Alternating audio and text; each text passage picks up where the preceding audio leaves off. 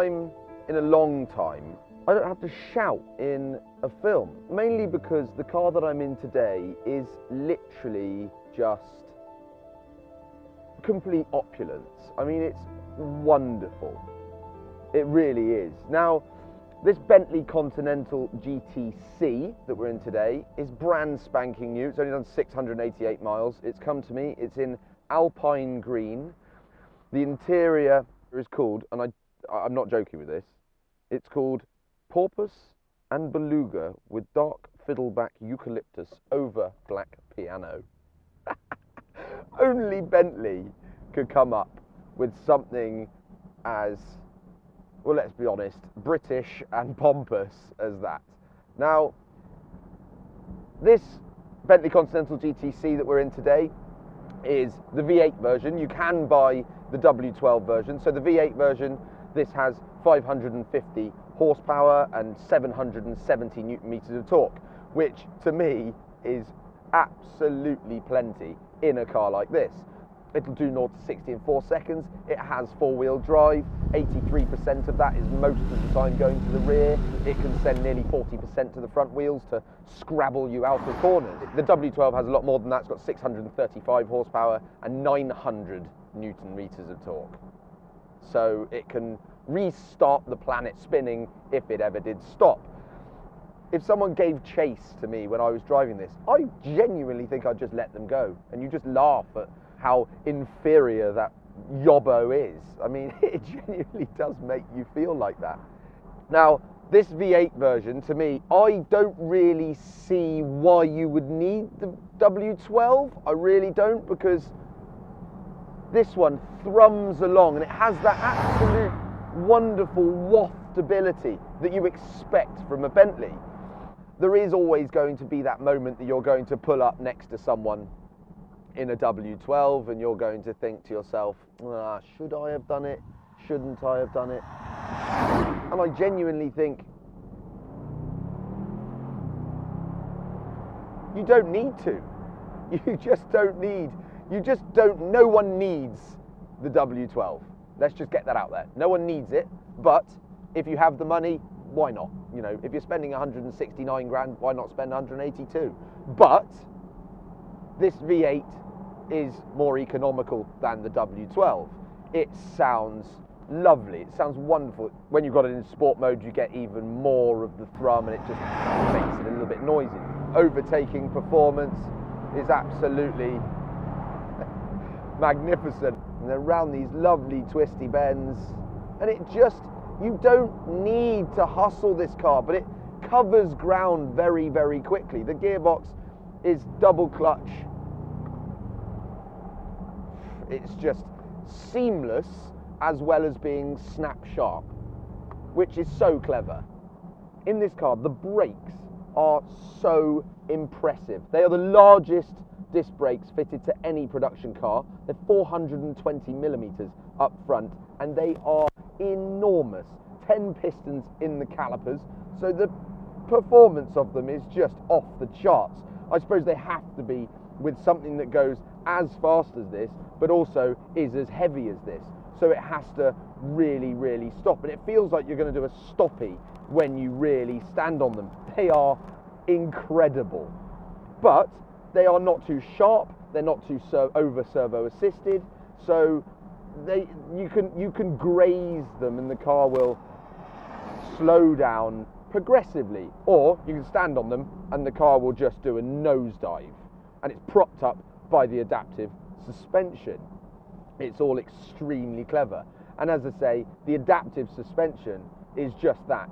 It's continuously working out the road ahead of you to work out the smoothest way it can possibly glide across the ground. Let's talk about the interior and the look of the car. I think this one is spec'd absolutely wonderfully. I think it really ties in really well with the British sort of feeling of this car. It's not too footballer's wife. It's not too sort of, you've won the Euro Millions.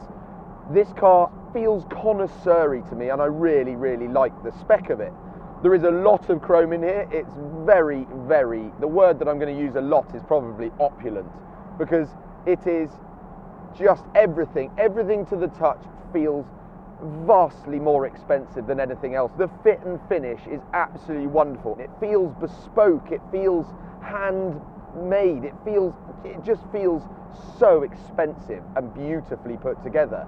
And that goes as well with everything in here. So all of the things that you touch, the gear stick, the expensive, massive screen for the infotainment system that turns when you turn it on and goes back, and the fit and finish through here is just perfection.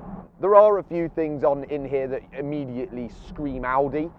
So the buttons on the steering wheel, it just feels quite a lot like an Audi A4 and Audi A6 steering wheel, but then you've got this massive flying B in the middle that's just, it's just wonderful. It's so British and pompous and ridiculous that it's just so nice.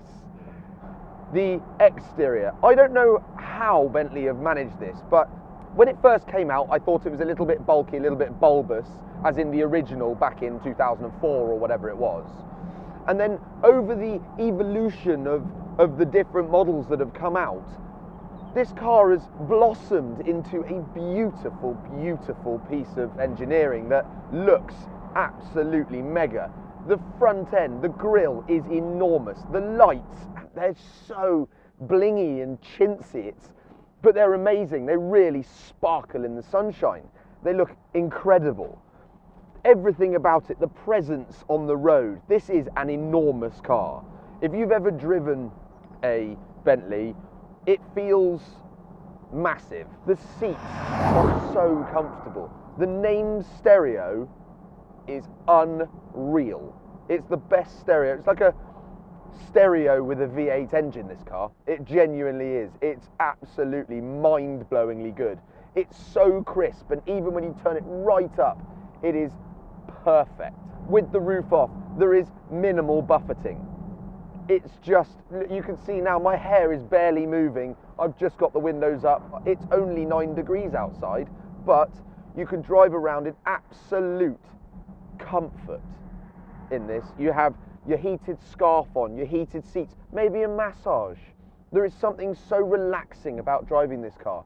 You get in it, you drive somewhere, even if it's hundreds of miles, and you would feel more rejuvenated and more relaxed by the time you get out of it at the other end, after listening to some great music on the amazing stereo. Now, these cars start at about £169,000 for the V8 model. The W12 is about 182,000 starting, but then obviously you're going to add a few toys to that. They're going to creep up towards the £200,000 mark, I'm sure. And as we all know, Bentleys do have a tendency of depreciating somewhat quickly. But forgetting about that, this car feels every part of that money. I know that sounds absurd because this is the price of an average house, but it is so beautifully made and feels so wonderfully expensive that I genuinely think it does feel that sort of money when you think about what else is out there. The ride in this car is absolutely second to none. It is sublime. It really is. You can put the car in sport mode. I've got it in B mode at the moment, which is like a Bentley sort of optimal mode, I suppose. You can have it in comfort and you can have it in custom. Sport mode stiffens up the suspension, makes it exactly that, a little bit more sporty, but this car, let's be honest, I know people are going to say, oh yeah, but it does 0 to 60 in 4 seconds and does 198 miles an hour. That's all wonderful, and I totally understand that. But to me, the way I drive this car, you drive it so much more gently than it can take.